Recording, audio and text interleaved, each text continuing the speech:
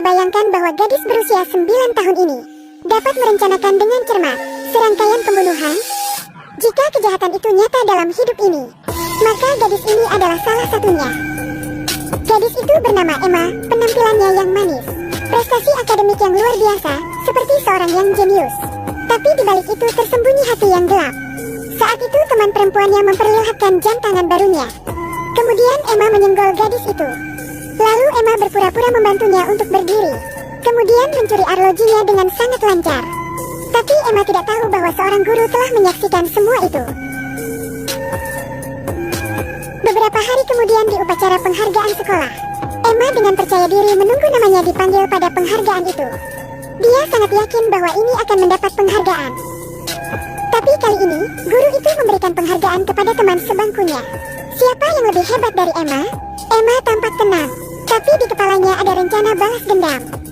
Dia memanggil teman sebangkunya ke tebing. Kemudian, dia kembali untuk melihat semua orang seperti tidak ada yang terjadi. Setelah itu, mereka menemukan tubuh temannya. Emma tidak meninggalkan celah, tapi medali itu hilang. Di pemakamannya, Emma berpura-pura berduka seperti orang lain. Tapi ketika Emma pulang, sikapnya benar-benar berubah. Keesokan harinya, gurunya dan seorang pengacara pergi ke rumah Emma untuk menyelidiki. Mereka telah datang ke rumah teman lain juga. Dan ketahuilah bahwa beberapa teman sekelas hari itu telah melihat Emma datang ke tebing bersamanya. Guru itu ragu apakah Emma ada hubungannya dengan semua ini. Tapi Emma telah mendengar seluruh percakapan mereka. Gadis itu panik dan memikirkan cara agar guru dan pengacaranya tidak bisa menginterogasinya. Emma dengan sengaja menabrak vas dan kemudian jatuh untuk melukai dirinya sendiri. Hal itu membuatnya tidak diinterogasi. Malam itu, ketika ayah Emma sedang meninjau semua gambar dari hari itu, dia memperhatikan sesuatu yang salah. Dalam gambar itu, mata Emma terfokus pada medali teman sebangkunya dengan tatapan penuh kebencian. Selain itu, pengasuhnya juga memperhatikan sesuatu, terus menanyai dan mengancamnya. Jika kejahatan Emma terungkap, Emma akan dikurung di penjara. Emma ketakutan karena ancaman dari pengasuhnya. Keesokan harinya ketika gurunya berkunjung untuk menyelidiki lagi, Emma diam-diam meninggalkan sarang tawon di belakang kursi mobil. Hari itu, ketika ayahnya, Awei, pulang kerja, Emma terlihat seperti anak yang tidak bersalah. Tapi kenyataannya, dia pergi ke sana untuk mengambil kembali medali itu. Medali itu tersembunyi di bawah lampunya. Dia yakin ini adalah pekerjaan pengasuh itu. Saat Emma akan mengambilnya secara diam-diam, Emma tertangkap basah oleh ayahnya. Dia tidak punya pilihan selain mengembalikan medali. Pengasuhnya masuk dan mengatakan kepadanya bahwa dia menemukan medali itu di bawah tempat tidur Emma. Emma menatap pengasuh dengan kebencian. Kemudian berbalik untuk memberitahu ayahnya. Mereka memainkan permainan. Teman sebangkunya meminjamkannya kepada Emma selama beberapa hari. Emma juga tidak tahu apa yang terjadi padanya setelah itu. Lalu muncul kabar bahwa gurunya mengalami kecelakaan di jalan karena segerombolan tawon telah menyengatnya sampai mati. Keesokan harinya, setelah Awei pulang kerja, dia melihat sarang tawon di teras mereka telah menghilang. Dia mulai merasa aneh. Awei mulai meragukan apakah putrinya ada hubungannya dengan pembunuhan ini. Pada adegan ini, pengasuh itu tahu semua rahasia Emma dan terus mengancam Emma. Pada saat itu, pengasuh itu tiba-tiba memberitahu Emma bahwa Awei telah mencintainya sejak lama. Dia akan segera menjadi ibu tirinya. Mereka akan menikah. Pengasuh itu tidak tahu. Berita ini membuat Emma sangat marah. Emma telah mencapai tingkat akhir kemarahannya. Dia mulai merencanakan skema yang menakutkan. Dan pada malam itu, saat Awei tidak ada di rumah, pengasuh itu memperhatikan bahwa lampu di ruang tamu terus berkedip. Dia tahu pasti itu Emma. Jadi dia pergi mencari Emma ke gudang. Tapi pintunya langsung tertutup saat dia berbalik.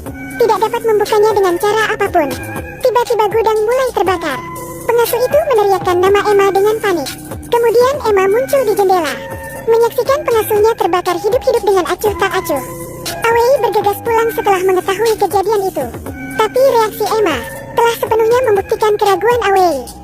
Di tengah malam itu, Awei menegurnya dan memaksanya untuk menceritakan semuanya. Akhirnya, Emma tidak bisa menyimpannya lagi. Emma menangis dan mengakui segalanya. Awei sangat terkejut mendengarnya. Dia tidak percaya bahwa gadis kecilnya yang baik sebenarnya adalah seorang pembunuh. Memikirkan istrinya yang sudah meninggal, dia menjadi emosional. Keesokan harinya, Awei membawa putrinya ke sebuah rumah di pinggiran kota untuk bersantai. Setelahnya ia mencari sesuatu. Awei mencari tahu gejala putrinya. Perilaku kekerasan. Begitu benih kekerasan ditanam, sangat sulit untuk berhenti, karena mereka tidak mampu membedakan antara yang baik dan yang jahat. Pada saat itu, Emma tepat di belakang Awei dan telah melihat semuanya. Emma berpikir bahwa ayahnya tidak percaya padanya lagi. Malam itu, Emma diam-diam mengunci pintu kamar ayahnya.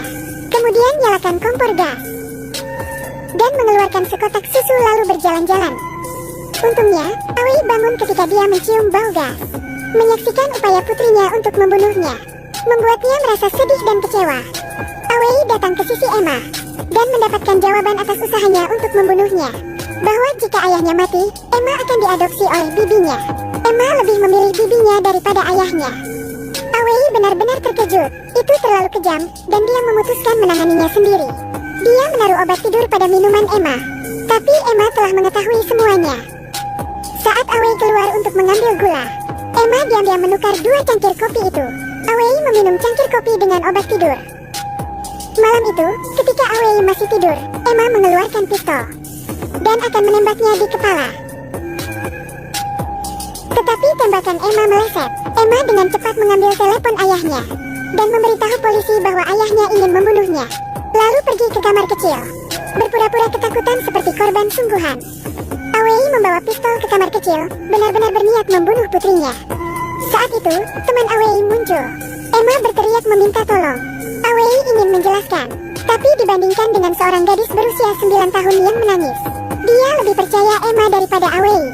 Akhirnya, dia menembak Awei untuk menyelamatkan Emma. Awei mati dengan mata terbuka. Kemudian bibi Emma datang menjemputnya. Bibinya berpikir semuanya terjadi karena Awei sakit. Dia memeluk Emma, lalu menenangkannya. Tapi dia tidak tahu itu. Emma memasang seringai jahat sambil memeluknya. Itulah akhir pada film ini. Jika Anda menyukai film bergenre thriller, film ini menjadi salah satu rekomendasinya. Sekian video hari ini. Jangan lupa tekan tombol like, lalu share video ini ke teman-teman Anda. Sampai jumpa.